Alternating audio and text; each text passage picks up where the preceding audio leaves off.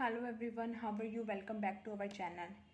Today we are starting our first unit, that is business and introduction and classification of business activity.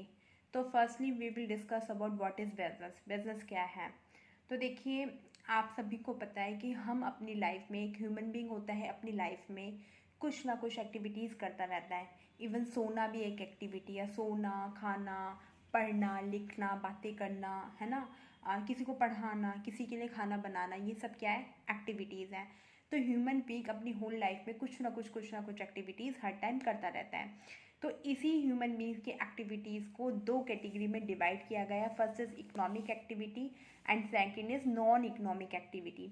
Economic, जैसा कि नाम से ही पता चला, इकोनॉमिक आर्थिक। आर्थिक क्रियाएं ऐसी क्रियाएं हैं जो धन को, लाभ को उपार्जित करने के उद्देश्य से की जाती हैं, जो प्रॉफिट अर्न करने के उद्देश्य से की जाती हैं। उन एक्टिविटीज़ को हम इकोनॉमिक एक्टिविटीज़ कहते हैं। Economic activities refers to an activity which include buying and selling of goods, जिसके अंदर गुड्स को खरीदने और बेचने को शामिल किया जाता है, and services to maximise the profit, क्या लाभ को मैक्सिमाइज करने के उद्देश्य से। और ये ऐसी क्रियाएं होती हैं जिनको हम मनी में मेज़र कर सकते हैं। तो इकोनॉमिक एक्टिव और जो नॉन इकोनॉमिक एक्टिविटी, वो एक्टिविटीज़ होती हैं जो धन को उपार्जित करने के उद्देश्य से नहीं की जाती है। जैसे हम मान लो अपने लिए, स्वयं के लिए खाना बना रही हैं, स्वयं के लिए हम टहल रहे हैं, ठीक है, खुद पढ़ रहे हैं, तो ये सारी नॉन इकोनॉमिक एक्टिविटी है। बट अगर हम मान लो घर में हम अपने बच्चों को पढ़ा रहे हैं, मैं अपने बच्चों को पढ़ा रही हूँ, तो that is a non economic activity. But मैं अगर स्कूल में जाकर एज अ टीचर पढ़ा रही हूँ बच्चों को, तो उसके लिए मैं बदले में क्या ले रही हूँ? सैलरी ले रही हूँ, तो that is an economic activity. Getting my point? जो लाभ कमाने के उद्देश्य से मैं स्कूल गई एज अ टीचर, मैंने वहाँ से सैलरी ली, बच्चों को पढ़ाया, तो वो इकोनॉमिक एक्टिविटी। बट मैंने घर में अपने बच्चों को पढ़ाया, तो वो नॉन इकोनॉमिक एक्टिविटी है, ठीक है। तो economic activity can be classified into 3 categories. तो इकोनॉमिक एक्टिविटीज़ को 3 कैटेगरी में डिवाइड किया गया है। First is business, second is profession and third is employment. देखिए, बिजनेस, बिजनेस क्या होता है? It refers to those economic activity, इसके अंदर उन सारी आर्थिक क्रियाओं को, उन सारी इकोनॉमिक एक्टिविटीज़ को शामिल किया जाता है विच आर कंसर्न, जिसका क्या उद्देश्य है? विच आर, जो किससे रिलेटेड है? Which are concern with the production, जिसके अंदर क्या होता है? प्रोडक्शन होता है, purchase, sale, distribution of goods and services with the main objective of earning profit. और ये सारा काम शामिल किया जाता है किस उद्देश्य से? प्रॉफिट को अर्न करने के उद्देश्य से। इसके अंदर, बिजनेस के अंदर, जैसे आपका फिशिंग कर लिया, माइनिंग कर लिया, फार्मिंग कर ली, है ना, तो ये सारे जो काम कर, मैन्युफैक्चरिंग का हो गया, कंस्ट्रक्शन का हो गया, तो ये सारा हमारा किस में आएगा? बिजनेस में आएगा।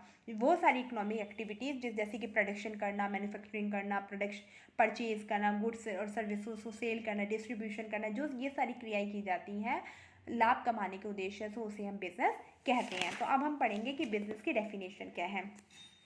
Definition of business according to L H. Haney. Haney क्या कहते हैं कि business is a human activity. Business एक ह्यूमन एक्टिविटी है डायरेक्टेड टुवर्ड्स प्रोड्यूसिंग और acquiring wealth through buying and selling of good, कि जिसके अंदर क्या करते हैं, एक ह्यूमन बींग होता है, गुड्स को बाय और सेल करके क्या करता है? वेल्थ को एक्वायर करता है, तो उसे हम क्या कहते हैं? बिजनेस कहते हैं। बिजनेस की कुछ कैरेक्टरिस्टिक्स भी हैं, कुछ फीचर्स हैं। जैसे बिजनेस एक इकोनॉमिक एक्टिविटी है, क्योंकि बिजनेस का उद्देश्य ही, ऑब्जेक्टिव ही टू अर्न प्रॉफिट और लाभ कमाना होता है। तो बिजनेस कैसी एक्टिविटी है? एक इकोनॉमिक एक्टिविटी है। बिजनेस के अंदर क्या किया जाता है? प्रोडक्शन किया जाता है। Procurement of good and service, production करना, चीज़ों को उत्पादन करना, और प्रोक्योरमेंट करना कि बनी बनाई चीज़ों को सेल करना, ट्रेडिंग करना। एक तो हम क्या करते हैं, किसी भी चीज़ को, किसी भी रॉ मटेरियल को लाके अपने यहाँ प्रोडक्शन करते हैं, तो उसे तो प्रोडक्शन कहते हैं। और प्रोक्योरमेंट क्या होता है कि बनी बनाई जो रेडीमेड चीज़ है उसको सेल कर देते हैं, तो that is a procurement of goods and services. Business के अंदर गुड्स को सेल किया जाता है, गुड्स एक्सचेंज भी किया जाता है for the satisfaction of human needs. Human needs की ज़रूरतों को सेटिस्फाई करने के लिए बिजनेस के अंदर गुड्स और सर्विसेज को सेल किया जाता है। डीलिंग एंड गुड्स और services on a regular basis, business के अंदर क्या किया जाता है? गुड्स और सर्विसेज को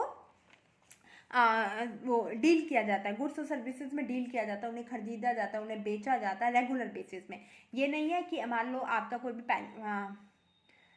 मान लो आपका बिजनेस है, उसका गारमेंट्स का बिजनेस है, तो गारमेंट के बिजनेस में आप क्या करोगे, रोज आपके यहाँ से प्रोडक्शन होगी, या फिर रेडीमेड का बिजनेस है तो रोज आपके क्या होएगा, सेल करोगे। बट मान लो आपका बिजनेस नहीं है और आप अपने पर्सनल यूज के लिए खरीद रहे हो, है ना, मान लो आपने कपड़ा खरीद लिया, आज खरीद लिया, फिर 4 दिन बाद खरीद लिया, तो उसे बिजनेस नहीं कहेंगे। बिजनेस के अंदर जो डील की जाती है वो रेगुलर बेसिस पे की जाती है। जो गुड्स और सर्विस का आदान प्रदान किया जाता है, उन्हें खरीदा जाता है, उन्हें बेचा जाता है, उन्हें स्टॉक करके रखा जाता है, वो रेगुलर बेसिस पर किया जाता है। ये नहीं है आपने कपड़ा खरीद लिया तो आप भी एक बिजनेस कर रहे हो, नहीं, वो तो आपने अपने पर्सनल यूज के लिए खरीदा है। बट जब आप उस कपड़े को एज अ बिजनेस मतलब सेल करने के लिए परचेज करते हो तो उसे हम क्या कहेंगे, रेगुलर बेसिस पर करते हो तो उसे हम क्या कहेंगे, बिजनेस कहेंगे। फिर बिजनेस का उद्देश्य क्या है, प्रॉफिट को अर्न करना। तो the main motive of business is to earn profit.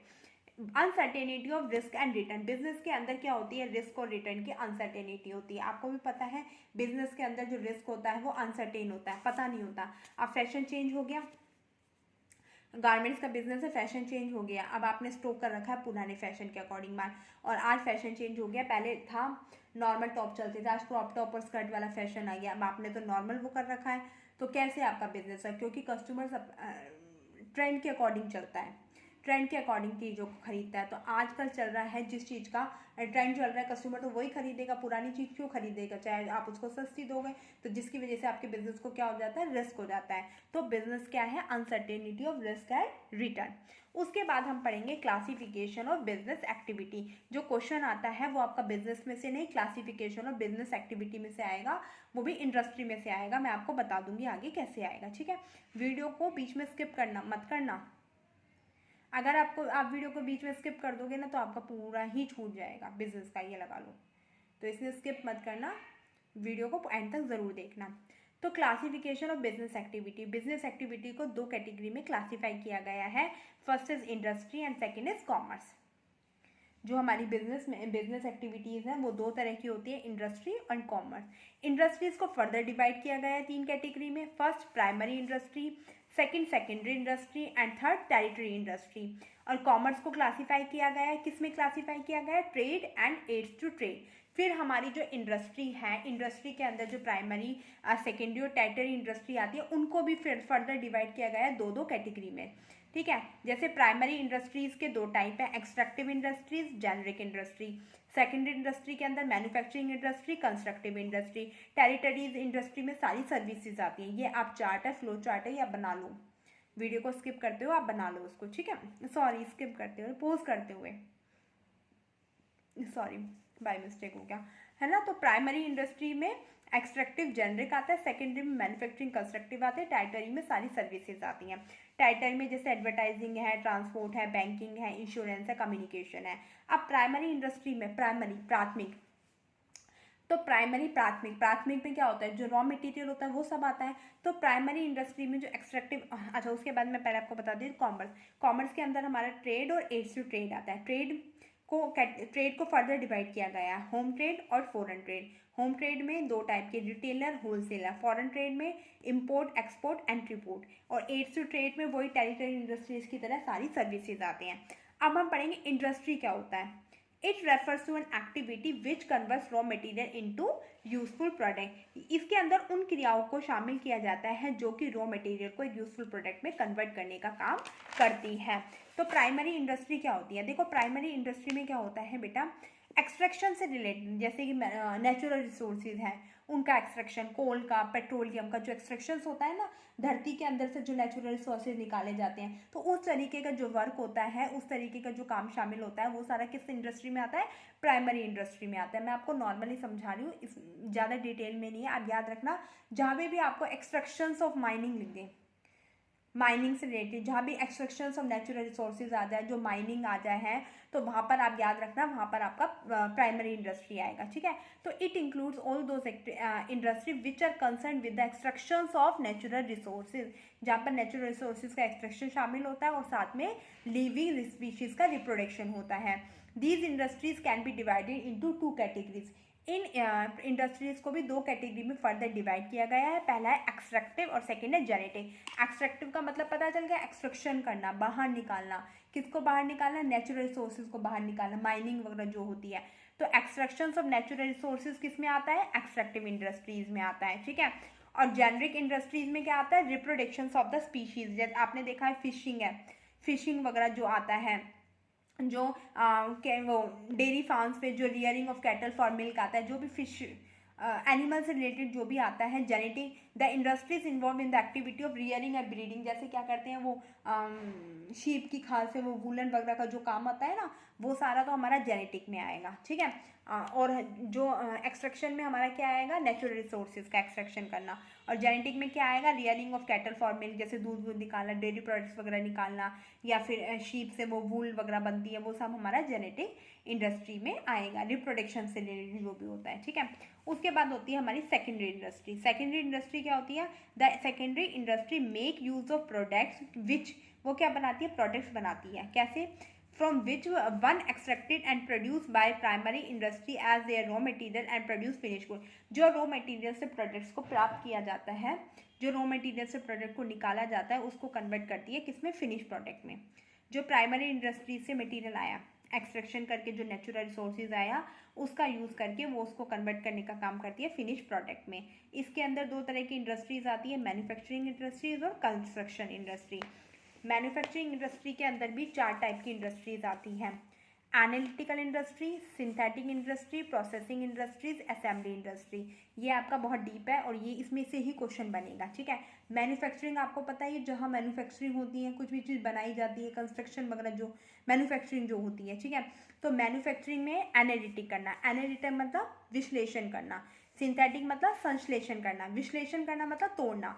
तो एनालिटिक इंडस्ट्री क्या होती है, रॉ मटेरियल जिसके अंदर किसी भी कच्चे पदार्थ को, कच्चे मटेरियल को ब्लॉक किया जाता है अलग अलग पार्ट्स में टू प्रोड्यूस फिनिश प्रोडक्ट, एक फिनिश प्रोडक्ट को बनाने के लिए। जैसे आप देखते हो क्रूड ऑयल होता है, कच्चा तेल होता है, उसको पता नहीं कितनी जगह अलग अलग तरीके से यूज़ किया जाता है, अलग अलग तरीके से उसको मतलब रिफाइन करके अलग अलग तरीके से यूज़ किया जाता है। जब भी रॉ मटेरियल को तोड़कर उसे डिफरेंट तरीके से यूज़ किया जाता है, तो वो किस में आता है, एनालिटिकल इंडस्ट्री में आता है। सिंथेटिक मतलब संश्लेषण करना, जोड़ना। इसके अंदर क्या होता है, 2 और मोर रॉ मटेरियल्स आर यूज, इसके अंदर 2 या 2 से ज़्यादा रॉ मटेरियल्स का यूज़ किया जाता है एक नया प्रोडक्ट बनाने के लिए। संश्लेषण करना मतलब जोड़ना, विश्लेषण करना मतलब तोड़ना। जब एक कच्चे पदार्थ को तोड़ के अलग अलग तरीके से यूज़ किया जाता है तो वो एनालिटिक में, और जब 2 या 2 से ज़्यादा रॉ मटेरियल को जोड़कर एक नया प्रोडक्ट बनाया जाता है तो उसे हम क्या कहेंगे, सिंथेटिक इंडस्ट्री। जैसे सोप बना रहे हो, पेंट, ये सब। प्रोसेसिंग इंडस्ट्री में होता है जब हमारा जो फिनिश प्रोडक्ट बनता है वो कई सारे प्रोसेस से होकर गुजरता है। मान लो एक प्रोसेस से होकर गुजरा, जो प्रोडक्ट बन के आए एक प्रोसेस से, वो नेक्स्ट प्रोसेस के लिए किसका काम करेगा, रॉ मटेरियल का काम करेगा। तो जब रॉ मटेरियल इस प्रोसेस को वेरियस, जब रॉ मटेरियल है वो बहुत सारे स्टेजेस से प्रोसेस होकर आता है और production and then finish goods are manufacturing, और उसके बाद जो फिनिश गुड्स हैं उनको मैन्युफैक्चर किया जाता है। जैसे शुगर इंडस्ट्रीज है, पहले गन्ना है ना, वो उससे गुड़ वुड बन के फिर शुगर बनती है, फिर हम उनसे बूरा बनाते हैं, क्या क्या बनता है, फिर शुगर बनती है। टेक्सटाइल इंडस्ट्री ऐसे ही कपड़ा बनता है। तो जब हमारा जो फिनिश प्रोडक्ट है वो बहुत, रॉ मटेरियल है वो बहुत ज़्यादा प्रोसेस होकर फिर फिनिश प्रोडक्ट में जब कन्वर्ट होता है तो उसे हम प्रोसेसिंग इंडस्ट्री कहते हैं। उसके बाद असेंबली इंडस्ट्री, असेंबल मतलब इकट्ठा करना।